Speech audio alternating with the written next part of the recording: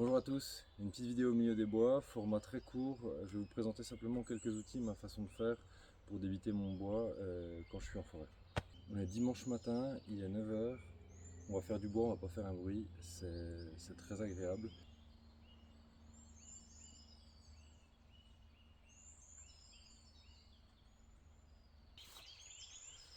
Alors premier outil qui n'est pas de ma confection, un passe-partout une personne en denture américaine classique.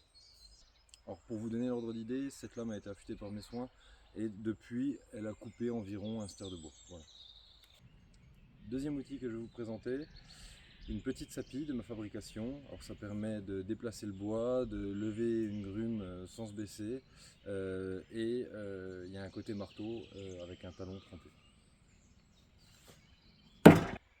Troisième outil de ma fabrication, un merlin, une tête de 3 kg et des protections de manche très appréciables sur ce genre d'outil. Quatrième outil, une hache de bûcheron. Ici un modèle bossu fabriqué par mes soins, c'est un prototype.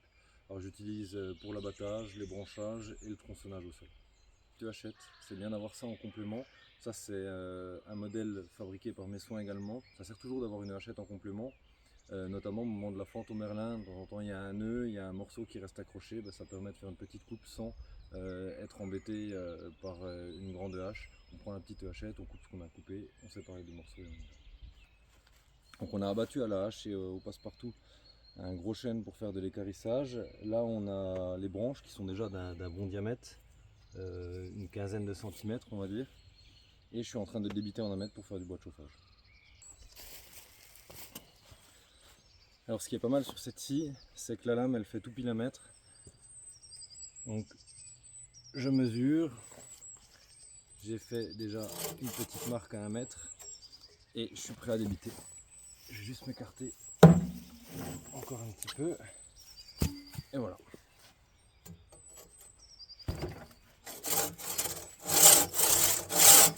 Alors là aussi dans les deux sens, en tirant, en poussant.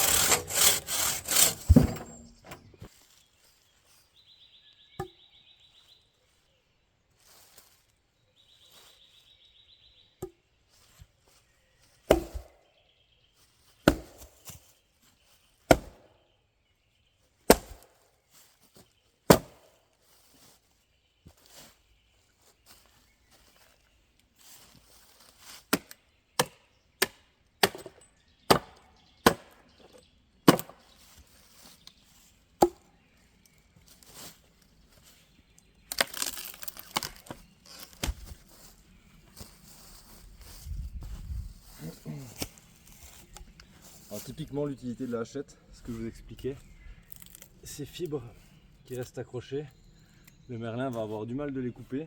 En plus on n'a pas forcément accès, que la hachette elle peut venir entre les deux morceaux de bois dans la fente pour venir couper les petits morceaux. Et ça nous permet de fendre sans coin des morceaux où on a quand même des petits nœuds qui vont rester. Voilà.